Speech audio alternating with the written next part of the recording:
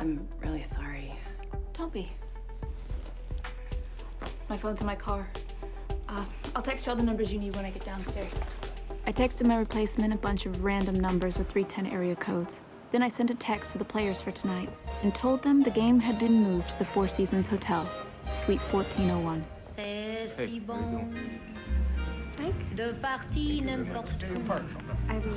Bras dessus, bras dessous, en chantant des chansons. C'est si bon de se dire des mots doux, de petits rien du tout, mais qui en disent en langue. Fellas, can I have your attention for a moment? Notre mineur.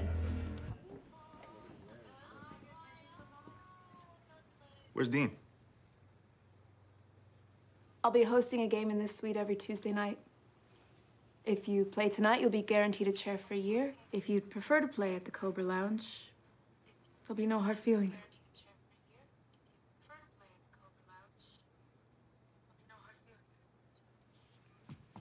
Let's play. The game was mine now. I incorporated, and Molly Bloom event planning was born.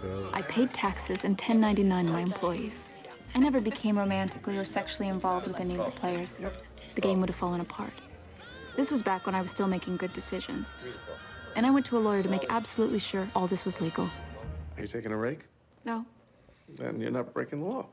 So can I give you some advice? please. There's a saying in my business, don't break the law when you're breaking the law. What do you mean? No drugs, no prostitutes, no muscle to collect debts. I don't do anything like that. But you just said I wasn't breaking the I law. want to keep it that way because you don't want to break the law when you're breaking the law. Am I breaking the law? Not really. We're able to find out for sure, aren't we? Laws are written down. You're not taking a percentage of the pot. No? You're running a square game. My game had a tricky ecosystem. These guys could buy anything. But here, in this room, you couldn't buy your win. You couldn't buy me. You couldn't buy the girls. And you couldn't buy a seat at the table. There's nothing as sweet as a win you have to work for. And the wins and losses were compelling, and they were real. Of course, it helped that the players were gambling addicts. Can I see you for a second?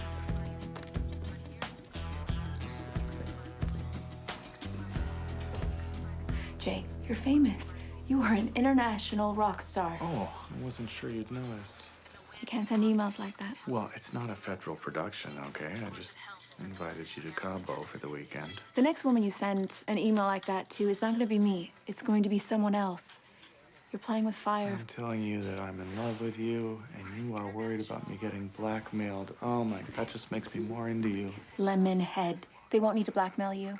They can get just as much money from TMZ. And TMZ will give them what they really Tell want. me the truth, was mine the first love letter you've gotten from a player? It was the 7th. All digitally transmitted. You are begging for your life to be turned into a very public hell. So that's a no on Cabo? Why don't you just give your wife and kids a break and run them over with a limo? I love the way that you talk to me. Oh, God. And run them over with a limo.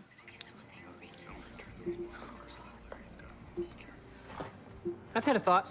Yeah? Raise the stakes. To what? 50K buy-in. Blinds are 250, 500. That's a 500% hike. Yeah. I don't think it's a good idea. You guys give me the room for a second. Sure. The players that are losing 100,000 a week are going to be losing $500,000. Players winning 100,000 a week. We'll have no one left to play with. Players are going to get hurt, others are going to get killed, and some will drop out. It's not sustainable. We'll lose the game. Find new players. He meant find new fish.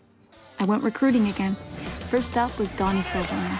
Donnie won the World Series of Poker last year and got in touch with me through one of the players. You fucking nuts. Donnie Silverman won the World Series of Poker. You can watch it online. He took 11 hands at the final table, but he had the nuts on 8 of them. And 3 of those, 3 were 2 outers with 4 players still in the hand. He ran hot. He doesn't lock his chips down. He's reckless. He gives tons of action, and he's got $12 million.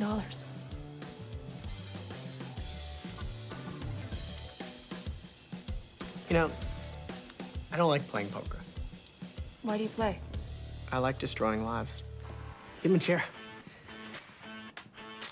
The next recruit was Brad Marion, who everyone called Bad Brad because he was uniquely terrible at this game. If there was a worse player in the world, Brad would still find a way to lose to him.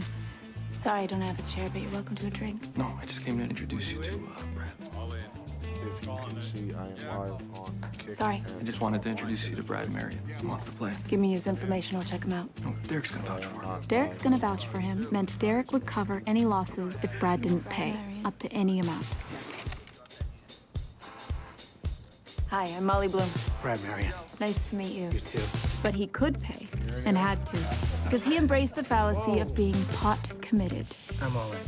You've already invested so much, you might as well see it through to the end. Move it up, 2,000 to call. Bad Brad had raised $700 million for a fund that traded oil futures, and every week he came to the game, lost $100,000 and tipped me $5,000 so he could play the next week. Thank you. He wasn't getting any better, and the guys were feasting on him. Can I get another 50?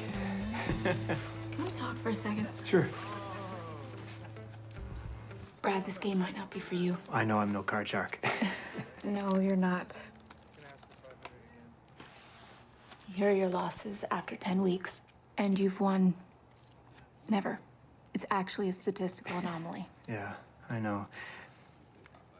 I like playing with the guys. I don't have that many friends. Don't take my seat away. I can tip you more. No. Your tips are very generous. How about I get you some books? Or even a pro to give you lessons? Yeah, maybe. Let me think about it. Okay. Turned out Bad Brad knew what he was doing. He was getting customers. He'd drop his $100K at the game and pick up $4 million for his hedge fund. Tell him what's smart this week. Not me. More on that later, but first, Harlan Eustace. Player X said he met Harlan at the Commerce Casino and that he'd be good for the game, but I wasn't seeing what he was seeing. He played tight, folding after the whole card 64% of the time. It wasn't clear where his money came from.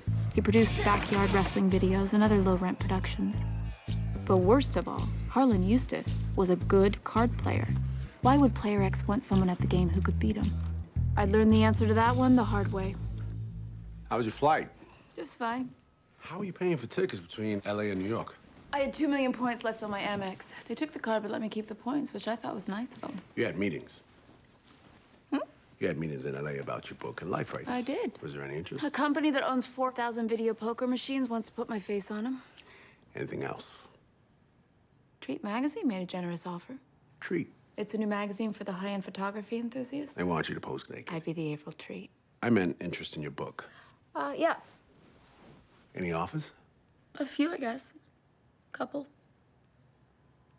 5. Really? Yeah. And I passed. you're destitute and you passed on 5 offers to turn your book You will into a be movie? paid, Charlie. I'm just curious as to why you passed on what would appear to be the only way out you have. Creative differences. Okay. Should we start? You know, I am gonna figure you out. Well, let me know what you find. You see this? This is discovery. Let's see what we discovered. Over here we have Peter Jasinski, Peter Antonovich, and Peter Slobo, the 3 Petes. Now, the 3 Petes run a chain of corrupt medical clinics and have been committing insurance fraud, wire fraud, and mail fraud on an epic scale. Now, over here we have the Ragnayana Gershon organization. They're a worldwide bookmaking operation handling hundreds of millions of dollars a year in illegal sports betting. And over here we have